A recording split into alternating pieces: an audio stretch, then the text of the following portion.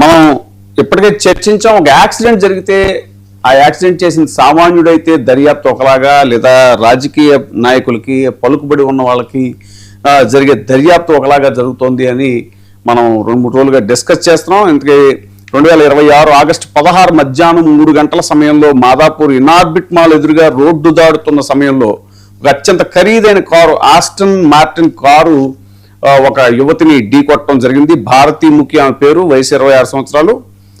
Inorbit మాల్లో ఆవిడ sales ఎగ్జిక్యూటివ్గా పనిచేస్తున్న ఆవిడ. అయితే పోలీసుల ఎఫ్ఐఆర్ ప్రకారం ఆ కారుని జనసేన రాజ్యసభ సభ్యుడు లింగమనేని రమేష్ కుమారుడు లింగమనేని సంజూష్ నడుపుతున్నారు అనేటువంటిది. అయితే ఆయన మీద 106 కేసు నమోదు చేయటం అనేటువంటి దాని మీద మనం ఇప్పటికే చర్చించాం. ఈ కేసు విచారణలో అనేక అనుమానాలు, ముఖ్యంగా దర్యాప్తు పారదర్శకంగా జరుగుతోందా, అసలు సమాచార జాప్యం ఎందుకు జరుగుతోంది, ఇలా చాలా అనుమానాలు వ్యక్తం అవుతున్నాయి. ఈ విషయం మీద చర్చించడానికి జర్నలిస్ట్ అండ్ జూరిస్ట్, మాజీ ఆర్టీఐ కమిషనర్ డాక్టర్ విజయబాబు గారితో పాటు లైవ్ లో మనతో జాయిన్ అవుతున్నారు మంగారి రాజేంద్ర గారు, రిటైర్డ్ జడ్జి. సార్ నమస్కారం అండి. సార్ అదే ఇప్పుడు ఈ కేసు విచారణలో ఎందుకు జాప్యం జరుగుతోంది, ఇంకా రకరకాల అనుమానాలన్నీ వ్యక్తం అవుతున్నటువంటి నేపథ్యంలో ఎలా చూడాలి అసలు కేసు ప్రోగ్రెస్? మనం ఇది గడిచిన కొన్ని రోజులుగా డిస్కస్ చేస్తూనే ఉన్నాం. అయితే మనకి ఇవాళ కార్యక్రమంలో పాల్గొన్నటువంటి వాళ్ళు మంగారి రాజేంద్ర గారు. ఆయన చాలా అంటే జిల్లా జడ్జిగా మాత్రమే కాకుండా ఆయన లీగల్ ఆస్పెక్ట్స్లో మంచి ఎమినెంట్ రైటర్. ఆయన చాలా అనేక అంశాలు లాకు సంబంధించినటువంటి రాశారు. మంచి అనుభవం ఉన్నటువంటి న్యాయమూర్తిగా ఆయన మనం చెప్పుకోవాలి. నమస్కారం రాజేంద్ర గారు. సార్ మీ ఆడియో మ్యూట్ లో ఉంది, ఒకసారి అన్మ్యూట్ చేయండి సార్. ఆడియో అన్మ్యూట్ చేయండి. Okay sir, okay sir. ఇప్పుడు మనకి చట్టాలు గొప్ప వాళ్ళకు చుట్టాలు అనేది ఒక అరిగిపోయిన రికార్డులో పదే పదే మనం మాట్లాడుతుంటాం. కానీ ప్రతిసారి కూడా ఇందులో వాస్తవం లేకపోలేదు అనేటువంటిదే సామాన్య బాహుళ్యానికి పదే పదే ఇదే రుజువు అవుతూ ఉంటుందా, లేకపోతే అనుమానం వస్తూ ఉంటుందా అని అనుకోవాలి. మళ్ళీ ఇప్పుడు ఈ కేసులో కూడా తాజాగా చూసుకున్నట్లయితే భారతీ ముఖి అని పొరుగు రాష్ట్రం నుంచి ఇక్కడికి బతుకు తెరువు కోసం అని చెప్పని ఆమె వచ్చి తన కుటుంబాన్ని పోషించడం కోసం, నిజానికి బాగా ఉన్నత చదువులకు వెళ్ళాలనుకొని కేవలం ఏంటంటే ఆర్థిక పరిస్థితులు, కోవిడ్ కారణంగా చదువు మధ్యలో ఆపేసి కుటుంబ పోషణ కోసం హైదరాబాద్ వచ్చి ఆవిడ ఇక్కడ ఇనార్బిట్ మాల్లో పనిచేస్తూ ఉంది.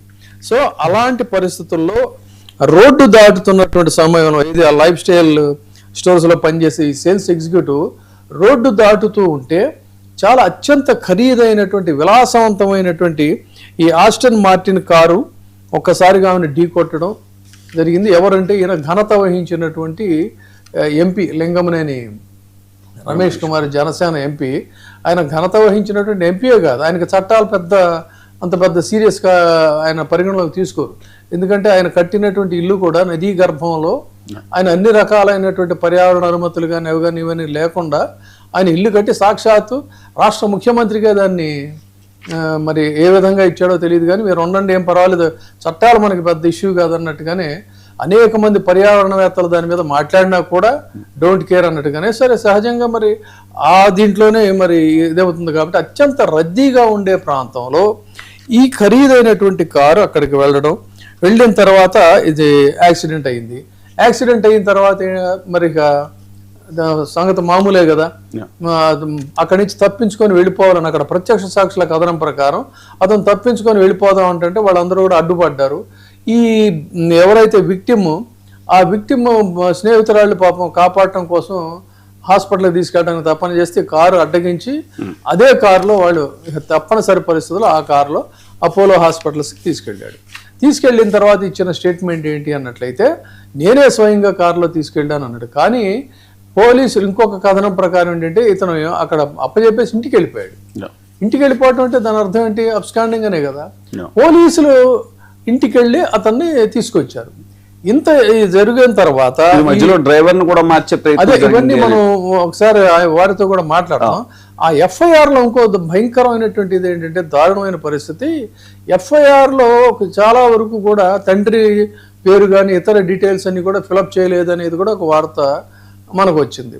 సో ఇక్కడ గమనించాల్సినటువంటి ఇదేంటంటే జనరల్గా ఇలాంటి రద్దీగా ఉండే ప్రాంతాల్లో ఒక ఖరీదైన కారు అని పదే పదే ఎందుకు చెప్తున్నాం అంటే వాటి స్పీడ్ నార్మల్ స్పీడ్లో ఉండవు అవి, హై పెర్ఫార్మెన్స్, చాలా చాలా హై స్పీడ్లోనే ఉంటాయి ఎంత నార్మల్గా వెళ్ళినా కూడా. అలాంటి దీంట్లో అతను అక్కడికి దీంట్లో ఎలా వెళ్ళాడు, తర్వాత అసలు ఎందుకు ఇంటికి వెళ్ళిపోవడానికి కారణం ఏంటి, తర్వాత ఇవన్నీ మనం రాజేంద్ర గారిని అడిగి తెలుసుకోవాల్సినటువంటి అంశాలు ఏంటంటే ఈ ఆల్కహాల్ టాక్సికాలజీ పరీక్షల్లో జాప్యం ఏమైనా జరిగిందా, అసలు ఏదో పరీక్ష జరిగిందని చెప్పి అంటున్నారు కానీ ఎప్పుడు పరీక్ష జరిగింది, తర్వాత డ్రైవర్ని మార్చాలనేటువంటి ప్రయత్నం ఒక నిజాయితీ కలిగినటువంటి పోలీస్ ఆఫీసర్ వల్ల ఏదైంది, అదర్వైజ్ పాపం ఒక అమాయక జీవి ఎవరో ఒకడు బకరా అయిపోయాడు, ఆయన అనుమానించి నిగ్గదీసి అడగటం వల్ల ఆ ప్రయత్నం జరగలేదు. అంటే ఏంటి, ఇక్కడ విత్ మ్యాలఫైడ్ ఇంటెన్షన్ వాళ్ళు దాన్ని కేసుని మసిపూసి మారేడికాయ చేయాలనుకున్నారు అనేది చాలా స్పష్టంగా జరుగుతుందంటే వాళ్ళ యాటిట్యూడ్ ఏంటనేది దాన్ని బట్టి తెలుసుకోవచ్చు.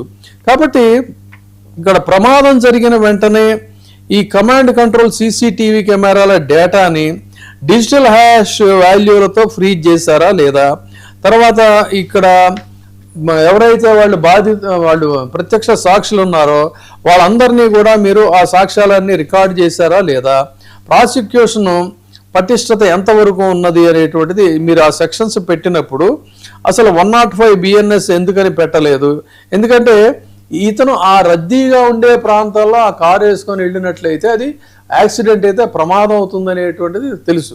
తర్వాత మోటార్స్ వెహికల్ యాక్ట్కి సంబంధించిన సెక్షన్స్ కూడా ఇక్కడెక్కడా కూడా పెట్టినట్టుగా కనిపించడం లేదు. సో ఇక్కడ BAC టెస్ట్ కూడా 2 గంటల నుంచి 4 గంటల లోపే సేకరించాలి. సో చైన్ ఆఫ్ కస్టడీ ఆ రకమైనటువంటివి తీసుకున్నారా లేదా, మరి ఈ డిజిటల్ ఎలక్ట్రానిక్ సాక్ష్యాలు అంటే కారిడార్ సీసీటీవీ ట్రాకింగ్ అది జాగ్రత్తగా మీరు తీసుకున్నారా, అది కరెక్ట్గా ఉందా లేదా, కాల్ డేటా రికార్డులు, CDR, tower location, mobile phone tower, ఇవన్నీ వాటన్నిటికి సంబంధించిన ఆధారాలు ఉన్నాయా, తర్వాత బార్లు పబ్బుల్లో చేసినటువంటి UPI క్రెడిట్ కార్డు ట్రాన్సాక్షన్స్, అతని బిల్లు, అతని ఇది ఉంటుంది కదా అతని ఫోన్ డేటా కానీ అవి కానీ అవన్నీ మీరు తీసుకొని వాటిల్లో వివరాలు సేకరించారా లేదా, BSA సెక్షన్ 63 సర్టిఫికెట్లో సెక్షన్ 65B సేకరించిన అన్ని డిజిటల్ రికార్డులు అంటే DVR ఫుటేజ్లు, ఫోన్ డేటా ఇలాంటివన్నీ పెట్టుకున్నారా లేదా, తర్వాత సీను రీకన్స్ట్రక్షన్ చేసేటువంటి ప్రయత్నం చేశారా లేదా, ఇన్ని రకాలైనటువంటివన్నీ కూడా వదిలేసేసి కేవలం అతనికి నోటీస్ ఇచ్చి స్టేషన్ బెయిల్ ఇచ్చి పంపిస్తే సగటు సామాన్య మానవులకు ఎవరికైనా సరే ఒక మనిషిని చంపేసేస్తే గుద్ది ఇలాంటి ట్రీట్మెంట్ జరుగుతుందా? ఆయన అనుభవంలో ఎన్నో కేసులు వారు కూడా చేశారు. మీరు చెప్పండి రాజేంద్ర గారు ఈ కేసుకు సంబంధించినటువంటి ఆల్ డైమెన్షన్స్. అంటే 2 విషయాలండి. ఒకటి మనం ప్రత్యక్షంగా చూడలేదు, రెండోది ఇన్వెస్టిగేషన్ ఏ రకంగా జరుగుతుంది అనే విషయం మనకు తెలియదు. మనకున్న నాలెడ్జ్ ఏమిటి, పేపర్లో వచ్చినటువంటి సమాచారం, రెండోది వీడియోలు ఏవైతే వచ్చాయో అక్కడ ఇమీడియట్ గా ప్రమాదం జరిగిన వెంటనే కొంతమంది దాన్ని చిత్రీకరించారు. ఆ చిత్రీకరించిన దృశ్యాలన్నీ కూడా మనకు కనిపించాయి. కాబట్టి 2 అంశాలండి. చిత్రీకరించిన దృశ్యాల్లో పట ఆ కుర్రవాడు ఎవరైతే ఉన్నారో ఆ సంతోష్ అనే వ్యక్తి కారులో ఉన్నట్టుగాను, కారు నుంచి దిగడానికి నిరాకరించినట్టుగాను, వీళ్ళు డోర్ కొట్టి అతన్ని దించినట్టుగాను కనిపించింది. ఇలాంటి సందర్భాల్లో పట అతన్ని మార్చే అవకాశం ఉందా అన్నది సంశయాత్మకం అండి. అంత బ్లాకెంట్ గా అతను అక్కడ కనిపించాడు, కారులో తీసుకెళ్ళమన్నాడు, అతను తీసుకెళ్ళమని అక్కడ డిమాండ్ చేశారు. కారులో వెనుక డిక్కీలో తీసుకెళ్తా పేపర్ సమాచారం ప్రకారంగా డిక్కీలో తీసుకెళ్తానన్నాడు. లేదు నువ్వు లోపల పెట్టి తీసుకెళ్లాలన్నారు. లోపల కూర్చొని తీసుకెళ్లారు. తీసుకెళ్లిన తర్వాత ఏమైపోయింది, హాస్పిటల్కి వెళ్ళాడు. ఇదంతా ఉన్న తర్వాత అతన్ని మార్చే అవకాశం ఉంది అని అనిపిస్తుందా అండి? ఒకటి. కాబట్టి అక్కడ నాకు తెలిసినంత వరకు ఇంత ఓపెన్ గా వచ్చిన తర్వాత ఏ పోలీస్ అధికారి కూడా అంత రిస్క్ తీసుకొని ఆ ముద్దాయిని మార్చే ప్రయత్నం చేయాలి. పేపర్లో రకరకాల అంశాలు, రకరకాల కారణాలతోనే ఇలాంటి వార్తలు వచ్చే అవకాశం ఉంది. నేను ఇది నిజమో అది నిజమో చెప్పడం లేదు. ఉదాహరణ రేషనాలిటీగా హేతుబద్ధంగా మనం ఆలోచించండి. అక్కడ వీడియోలో ఉన్నాడు, కారు కనిపిస్తుంది, కారు నెంబర్ కనిపిస్తుంది, కారులో అతను కనిపిస్తున్నాడు, దిగిన తర్వాత తీసుకెళ్లారు. ఇంత దృశ్యం వచ్చిన తర్వాత దాన్ని ఎందుకు వాళ్ళు పోలీసులు రకంగా చేయడానికి అవకాశం ఉంటుంది? మన అభియోగాలు వేయడము, తర్వాత మాట్లాడడం అనేది నేను సమర్థించడం లేదు. కానీ విషయం చెప్తున్నాను, సహేతుకంగా మనం ఆలోచించినట్లయితే దాన్ని ఏ రకంగా తీసుకెళ్ళడానికి అవకాశం ఉంటుంది, అట్లా మార్చడానికి అవకాశం ఉందని నేను అనుకోను, నాకు అనిపించడం లేదు. నాకు అయితే రెండో అంశం ఏంటంటే ఒకటి నెంబర్ 1 అండి, సెక్షన్ కి సంబంధించి రాజేంద్ర గారు ఒక్క నిమిషం, రాజేంద్ర గారు ఒక చిన్న క్వశ్చన్. ఇవన్నీ కూడా సంఘటన జరిగిన వెంటనే ఇవన్నీ దృశ్యాలు వెలుగులోకి రాలేదండి. సంఘటన జరిగిన తర్వాత దీన్ని చాలా గోప్యంగా ఉంచారు. గోప్యంగా ఉంచిన తర్వాత మీడియాకి వార్తలు వెళ్ళడం, జాతీయ మీడియాలో సైతం ఇది ఒక డిబేట్ అయిన తర్వాత అప్పుడు ఈ వీడియోలన్నీ బయటకు వచ్చాయనేటువంటిది ఒక మనకు తెలుస్తున్న సమాచారం. నేను చూసిన వీడియోనైతే జాతీయ మీడియా అంటే అర్నబ్ గోస్వామి డిస్కషన్ చేయడానికన్నా ముందు నేను చూసిన తర్వాత నేను రాశాను, దాంట్లో వచ్చారు. ఆ తర్వాత కొంతమంది అతన్ని డెలీట్ చేయమన్నారు. అవి ఒరిజినల్ వీడియో నా దగ్గర ఉంది, నాకు పంపించిన వీడియో, ఫార్వర్డ్ చేసిన వీడియో నేను చూసాను. అలాంటి సిచ్యువేషన్ ఉన్నప్పుడు అయితే ఒకటే మనకి ఎక్కడ అంటే చాలా విషయాలు, మొన్న ఒక 3 అమ్మాయిలు దొరికారు, ఏదో వేష వృత్తిలో లేకపోతే గోయా దాంట్లోనో, కానీ అది నిజంగా వాళ్ళ నేరం కాదు. ఎవరైతే వేష గృహం నడిపిస్తున్నారో అది వాళ్ళది నేరం అవుతుంది, గుడ్డిలో ఎవరైతున్నారో వాళ్ళది నేరం అవుతుంది, కానీ ఈ అమ్మాయిలది నేరం కాదు వాస్తవానికి. కానీ వాళ్ళ ప్రముఖంగా ఫోటోలు పేపర్లు వచ్చాయి. అంత ప్రముఖంగా ప్రోయాక్టివ్ గా ఫొటోస్ వస్తున్నప్పుడు మీ ఇద్దరి ఫోటో ఎందుకు రాలేదు అనేది ఒక ప్రశ్న. ఈ ప్రశ్నకి ఆ పోలీసులు సమాధానం చెప్పాలి తప్ప మన సమాధానం చెప్పలేదు. ఆ ప్రశ్నతో ఏమవుతుంది, మీరు అన్నట్టుగా కొన్ని సందేహాలు, సంశయాలు వచ్చేదానికి అవకాశం ఉంది. ఒకటి.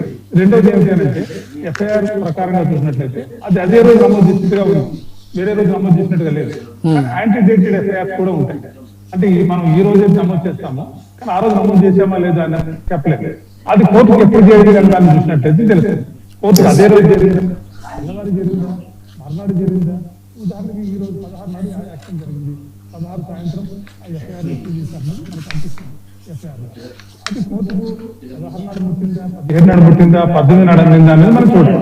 అది 18 నాడు అందినట్లయితే మీరు అన్నట్టు ఆ సంఖ్యలను అది మనం సేకరించకుండా, అది అక్కడ కోర్టుకు ఎప్పుడు జరిగిందని తెలుసుకోకుండా మనం ఇవన్నీ మాట్లాడడం వల్ల వృధా ప్రయాస వచ్చి అలిగేషన్స్ మాత్రమే చేసినట్టుగా ఉంటుంది తప్ప కాంక్రీట్ గా మనం చెప్పినట్టుగా ఉండదు. ఇప్పుడు 105 పెట్టలేదు